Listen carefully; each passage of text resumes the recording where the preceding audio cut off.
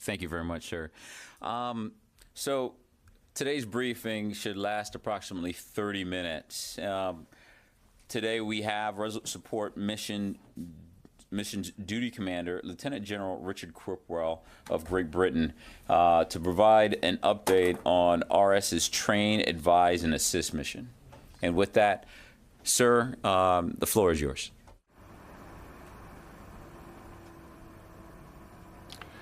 Well, thank you very much indeed. Good morning, ladies and gentlemen, and I should just confirm that I'm the Deputy Commander of RS, not the Duty Commander. I'm not aware that there is such a position. But I'm privileged today to be representing the NATO-led Resolute Support mission, and I'm delighted to have the chance to give you an update on the situation here in Afghanistan. I know last week that you heard from the US SFAB Commander, Colonel Jackson, who gave you a focus on activity at the tactical level.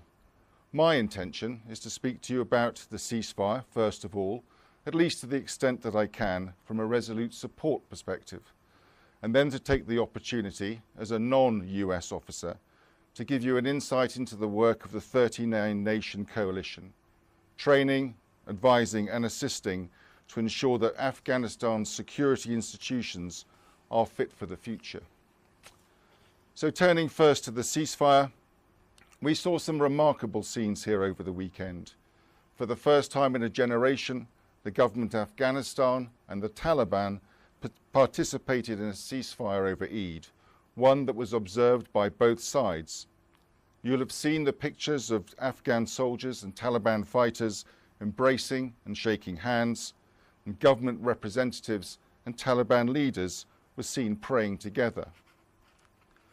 Although the Taliban ceasefire has now ended, President Ghani's decision to extend the government ceasefire and reiterate his offer of unconditional talks shows just how serious the desire for peace is here in Afghanistan. Your own Secretary of State, Secretary Pompeo, was the first to declare support for the President's offer. We are, of course, disappointed that the Taliban decided not to continue and chose instead to return to war.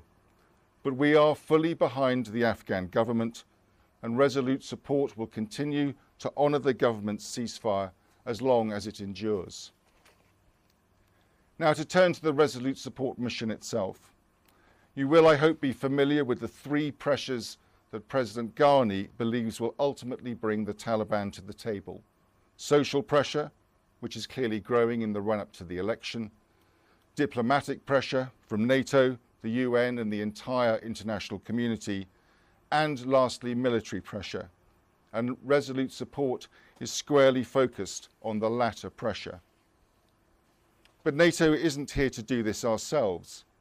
As I intimated earlier, our focus is on building capability to ensure that the Afghan security forces can deliver effective, targeted military pressure to protect and secure their population and to create the conditions for an inclusive political settlement.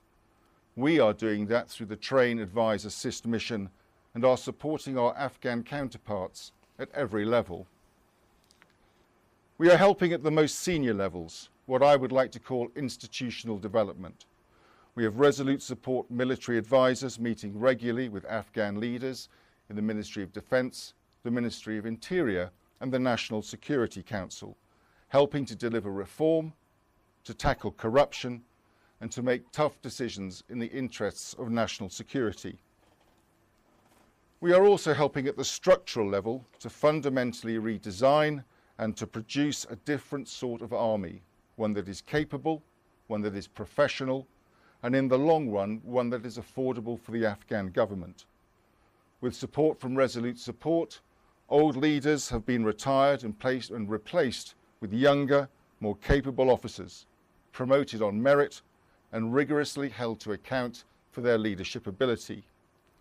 My own country, the United Kingdom, along with Denmark, Australia and New Zealand, oversee, for example, the training of over 1,000 new officers, male and female, per year at the Afghan National Army's Officer Academy. And then finally, as you heard last week, we're also helping at the tactical level, supporting the ANDSF on the ground. You heard about the impact the SFAB had, as I said. but we are also mentoring the Afghan Air Force, which is becoming more capable and more professional by the day, providing support to the Afghan ground forces. Our 7 Resolute Support commands, 4 of them led by the US and the remaining 3 by Germany, Italy and Turkey, provide the same mentorship at the core level, ensuring the best possible leadership and decision making. I've seen for myself how resilient the security forces now are, despite the challenging circumstances they find themselves in. So far this year, they have defended over 80% of the district centres attacked by the enemy. They're getting better all the time, they are more resilient, and at the highest levels, they are clear on how they see their future. All of this is delivered through a true team effort in a coalition of 39 nations. Even the newest member of NATO, Montenegro, assists with the protection of advisors in the north of the country and has done for many years. I clearly don't have time this morning to mention every ally and partner, but the collective effort is considerable, enduring and beneficial to the long-term development of government institutions and the security forces themselves. Right now, I truly believe that we stand on the edge of opportunity here in Afghanistan. There are clear signs of change. We've seen the first Eid ceasefire since 2001. The security forces, army and police, are more capable, more professional, and are better led than ever before. The country is preparing for national parliamentary and next year presidential elections, which in turn will give a clear voice to the Afghan people who are clearly committed to peace. International support for Resolute Support remains strong. NATO is increasing the mission by 3,000 troops this year. And the NATO summit in Brussels in 3 weeks' time will be the opportunity to again publicly declare the long-term commitment of the coalition in both funding and in military capability to the future of this mission. I firmly believe that the continued commitment of all 39 nations in concert with the South Asia strategy is working, but it is also clear that we have to stay the course. Provide some sense of the work that the coalition is doing, perhaps on a more broad level than you have heard before. We are clear that Resolute Support is here to help the Afghans to deliver the military pressure that brings the Taliban to the table. The ways in which we do that are varied, through institutional development, through our advisors to the Afghan government, through our assistance to reforming the Afghan police and army, and right down to tactical advice and support from our troops in the field.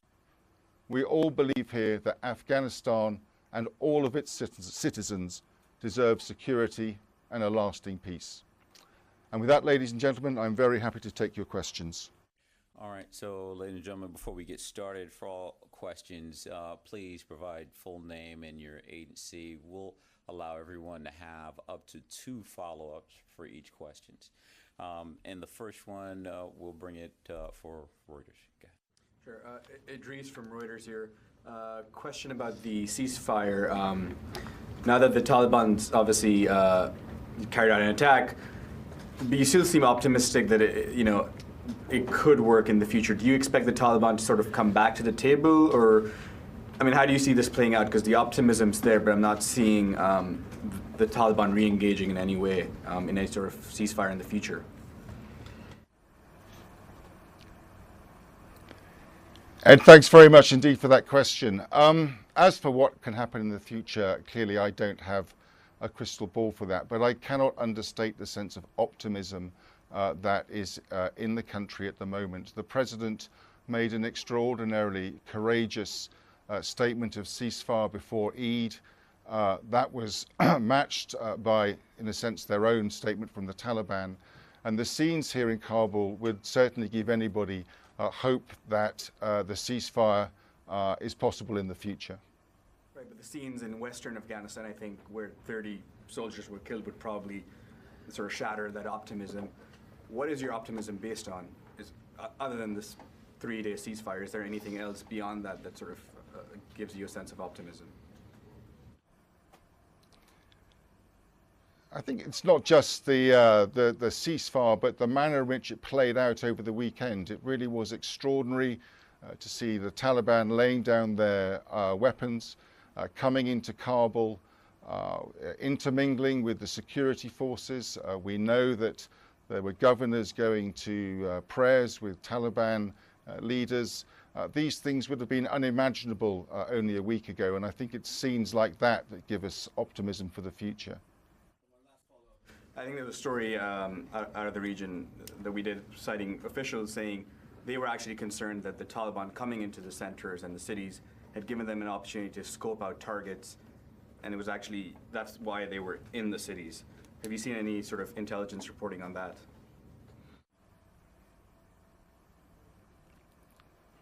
No, I've seen no reporting on, I've seen the reports in the media and so on, but I've seen no reports of military-like activity. Candidly, the Taliban that came into Kabul on Saturday seemed to be more focused on taking selfies, going to the barber, buying ice cream, and things like that. I saw no evidence of any other military activity. All right, for the next question, we'll go to Military Times. Thank you, Tarakat, Military Times. Just to follow up on Idris's question, how can the Taliban be serious about your sense of optimism, if they follow up immediately with this type of attack? How do you balance those two statements? I'm not going to speak to the Taliban's sense of optimism or anything else. All I can tell you is what I see. I see enormously courageous steps taken by the government of Afghanistan to bring about a peace in their country, and one which we are fully supportive. What the Taliban do is a matter for them. Okay, and then as a follow-up, with the NATO summit coming in a matter of weeks, you described this time as the edge of opportunity. What additional things do the NATO contributing nations need to do militarily to make this edge different than other times of optimism over the last 17 years? I don't think we need to do anything differently. I think that the mission that Resolute Support has been a critical factor in bringing about a ceasefire. Our job here is to build up the capability of Afghan forces. Chairman Dunford, just as one, has stated that the forces are here that are required to do the job, and our job here is to make sure that we continue to do the work that this coalition has continued to do for many years, and which has clearly brought an extra sense of professionalism and resilience to the security forces. As the last follow-up, so going into the summit, there wouldn't be any additional asks or requests for resources you need or personnel or a type of military capability?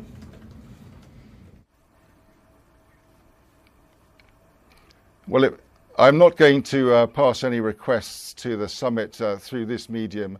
It is a matter for the commanders here to make their recommendations to the military leaders, and I'll leave it up to the leaders at the summit to decide how they can best support the mission. All right, with that, we'll move forward to AP.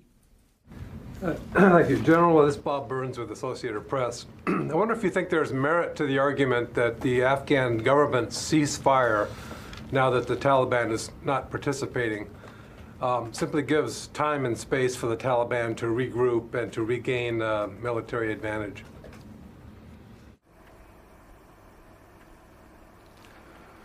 Bob, thanks very much indeed. As I said in my opening remarks, it's clearly disappointing that the Taliban have decided not to extend their ceasefire.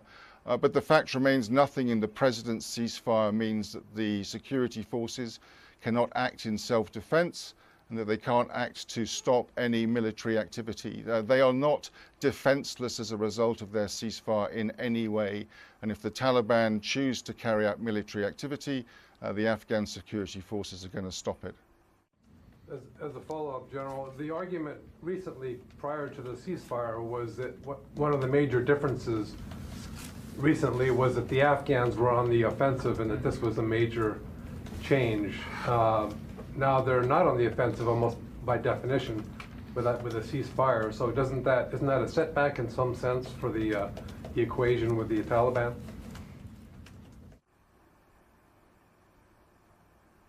No, I don't think it is. I mean, as I said, military pressure is also just one of the pressures that are being applied to the Taliban.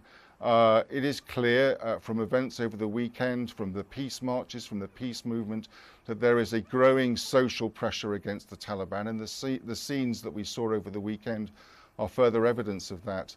There's been an extraordinary outpouring of support from around the world, and particularly around the region, in support of the ceasefire. And I certainly don't see the Afghan security forces at a disadvantage because their president has taken the courageous move to declare a ceasefire. As I say, they retain, as we do, the right of self-defense, and they retain the rights to stop military activity as and when they see it. All right. With that, we'll go on to our next question from NBC. No. Thank you, sir, for doing this today. What's your sense of where the Afghan government, what's their feeling towards after the Taliban stopped the ceasefire?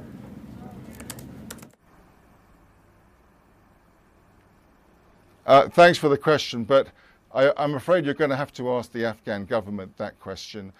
Clearly there is a huge sense of achievement in the government over what was achieved for the weekend, but as for their reactions since then, you're going to have to put that to the government information spokesman. No other follow-up with that one. Go ahead, sir. I'm sorry. Hi, it's Jamie McIntyre with the Washington Examiner. Those of us who've been around long enough remember 50 years ago when the United States strategy in Vietnam was to inflict so much pain on the Viet Cong that they would be driven to the peace table. Ultimately, the U.S. discovered there was no amount of pain that they could inflict that would break the will of the Viet Cong. Now we see the strategy that you're talking about putting military pressure on the Taliban. What signs do you see, what evidence do you have that the Taliban is going to be susceptible to that pressure, that it will in fact change the dynamic?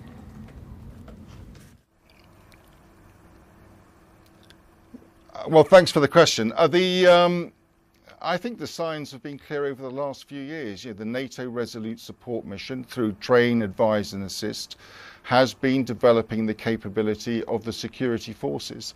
As I said in my earlier remarks, the army is more resilient, it is better led, it is better equipped, it is more professional.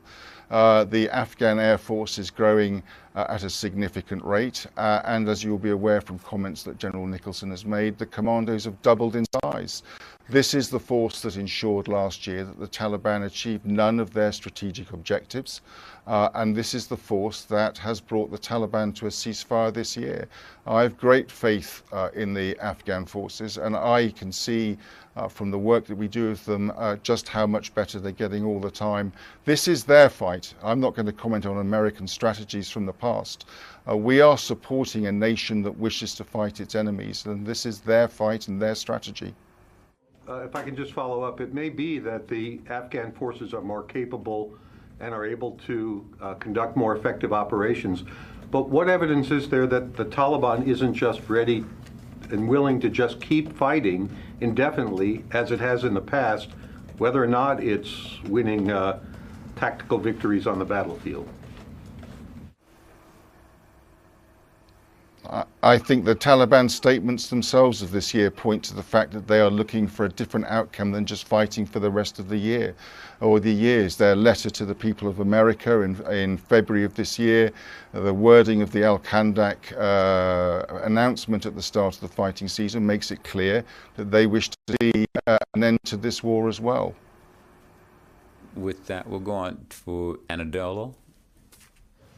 General, thanks for doing this. Qasim Ilari with Anadolu Agency.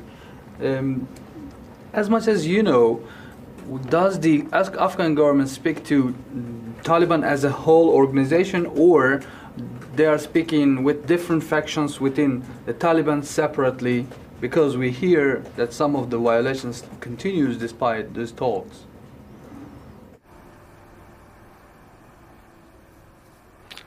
Thank you very much indeed for the question. I have no idea whether the government of Afghanistan is talking to the Taliban. I really can't add any more to that. I just don't know. For our next question, we're going to Fox. Lucas Tomlinson, Fox News. Just to follow up on Bob's question, can you rule out that the Taliban used this 3-day ceasefire to restage their operations and launch this attack in Baghdad?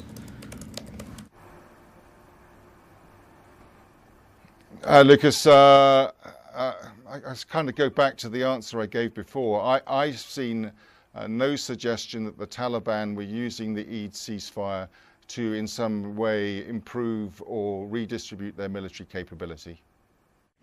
Yesterday on Capitol Hill, U.S. Senator Elizabeth Warren said that there have been so many statements by American generals over the years about turning the corner, or as you said today, this edge of opportunity, that the policy is going in circles. Can you respond to that comment, General?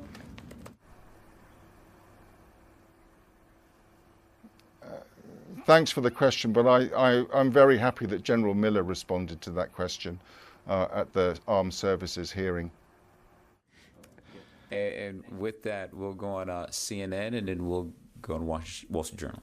Hello, General. Ryan Brown, CNN. Thank you for doing this. I did have a question. You mentioned how the increased resiliency of the ANA, and you talked a little bit how they're being better led.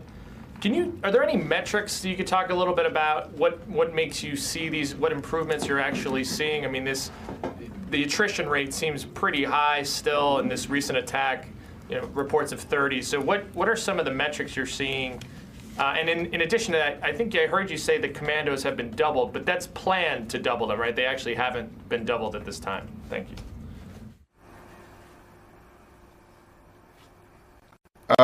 Yeah, thanks. No, you're absolutely right, and I'm glad to have the chance to clear that up. The plan is to double the commandos.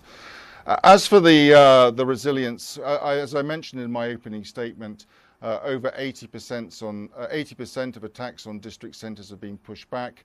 We saw earlier this year and last year just how more resilient the army has been, but I don't deny that the level of casualties in the army is worrying. General Nicholson has spoke to this in the past, and we remain keen in particular to change the tactic of the Afghan army and their reliance on checkpoints, which is as much a social issue as it is a military issue. As for the metrics to judge leadership, if you like, those are many and various, but we go to significant lengths to make sure that the army, particularly these days, are selecting officers on merit who have proven themselves at lower ranks in the field, to make sure that they are being as trained as the best of our ability in leadership and in command, and we see those results in the field. And have you seen any decrease in the casualty rate since this new strategy has kind of been unveiled? And more advisors are going to the Kandak level and the brigade level. Have you seen any effect on the number of casualties being suffered by the ANA or ANP also?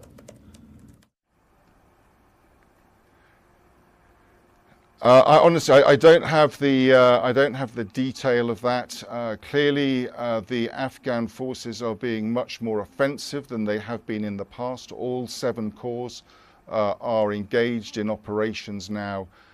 Their brigades routinely, they have 3 of their 4 brigades engaged in operations, and it's just the nature of war that there will be casualties as a result of that action, but I don't have any details. Thank you. With that, Wall Street Journal.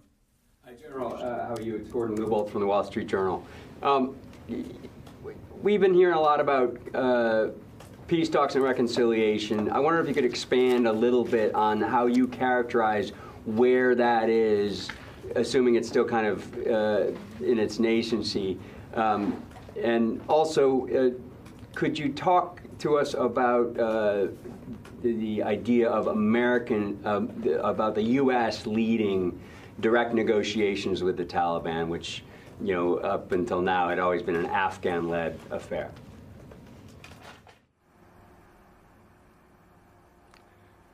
Yeah, good morning, Gordon. Good to hear from you. I'll tackle the second one first, because which I can do very simply, because it would simply be inappropriate of me to discuss what the United States may or may not do. I don't wish to be swerving away from the question, but it's simply not for me to talk about that. As for talks and reconciliation, as I said to one of your colleagues earlier, I'm not aware of the government talking to the Taliban. But we have seen through the course of this year and last year individuals and groups of Taliban who are seeking to reconcile. That's all over the country, but I particularly note in the West, in Herat and in Baghdis, we have seen groups of Taliban who have been coming in, who want to reconcile with the government and with the governors. And I think the way in which that process is happening provides a model for the rest of the country. Is that, though, you know, onesies, twosies, kind of an interesting development, or do you think that there is, like, the beginning of what could be some momentum on that front?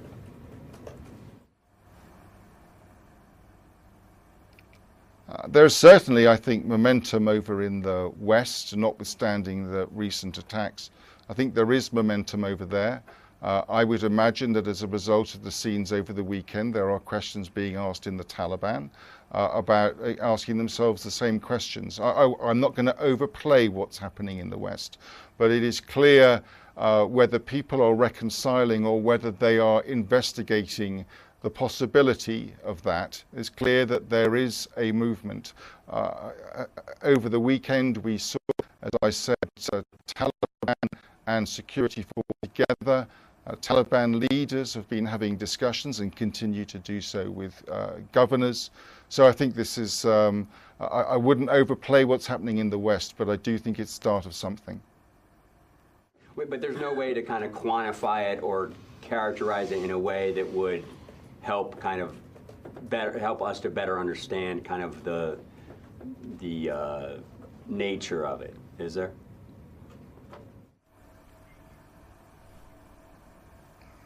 Unfortunately, I don't think there is a better way to characterize it. This isn't a movement, but it is clear that it's something that is being discussed and in some cases is happening. And we'll continue to monitor that and continue to look to the Afghan government to support that process. Sure. Hi, sir. Jim Garamone with DoD News. We talk about the Taliban, or many people talk about the Taliban, as if it's some sort of a monolithic organization. It's more a confederacy, and I'm wondering if there is a difference among these groups throughout the region, and if it would be possible to perhaps get some of these groups in other areas more apt to discuss reconciliation than in others. What's your take on it?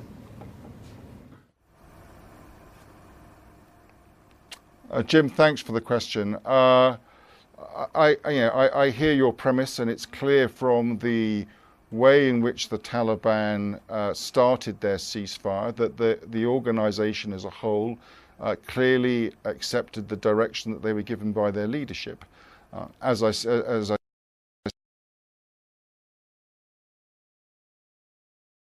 the Taliban around the country are exploring ways in which to move forward from that ceasefire. So in that sense, I guess you could say that there is a disparate nature to the organization. Jim, you good with that one? And so we've got time for one final question. Go ahead, sir. Thank you, General. Thanks very much for doing this. Jeff Selden from VOA. You mentioned how some Taliban are exploring and more open to the possibility of reconciliation. We heard several months ago from Afghan officials that Taliban leadership was actively trying to do things to prevent that. How strong has that snapback been? Have there been more reports of families of Taliban fighters or commanders being held hostage, essentially?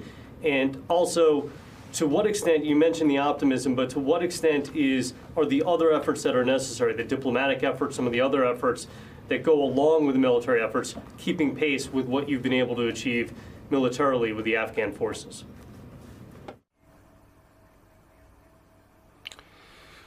Thanks for that. As for a snapback, I don't think I can talk to that, but clearly between the events of Saturday that we saw all over the country and to the fact that that was significantly reduced on the Sunday suggests that at least somebody wasn't keen to see Taliban fighters taking selfies and eating ice cream in Kabul. More broadly, I think diplomatic pressure and social pressure is hugely important. I think the speed with which Secretary Pompeo came out in support of the extension of the ceasefire the other night was hugely important. I think the way in which countries in the region, which the United Nations and other organizations have demonstrated their support for the actions that the government has taken. And just to reinforce the social pressure, it is clear again from around the country how people embrace the notion of peace, of not fighting, the way in which the progress in the elections is coming and how much they look forward to expressing their view and to having a role in the future of their country. So that all of the pressures have a vital role to play in bringing peace to this country. Okay, well, thank you all for your questions. That's all the time we have here. Sir, are there any final words you'd like for this group, sir? No, I'd just like to, again, thank you for your questions. We didn't perhaps get to quite the detail of train, advise and assist that I think this mission is so focused on, which is at the heart of the capability development of the armed forces. But I would like to reinforce to you that it is the work that the 39 nations do here to build the capability not just of the forces, but of the institutions that is at the heart of the success of the security forces, which is at the heart of bringing about a ceasefire recently, and which will be at the heart of providing security and peace for the people of this country. Thank you very much. Okay, thank you for your time. If there are any additional questions, I'll take them and coordinate directly with Lieutenant General Cripwell's staff. Sir, thank you again. My pleasure. Thank you very much indeed.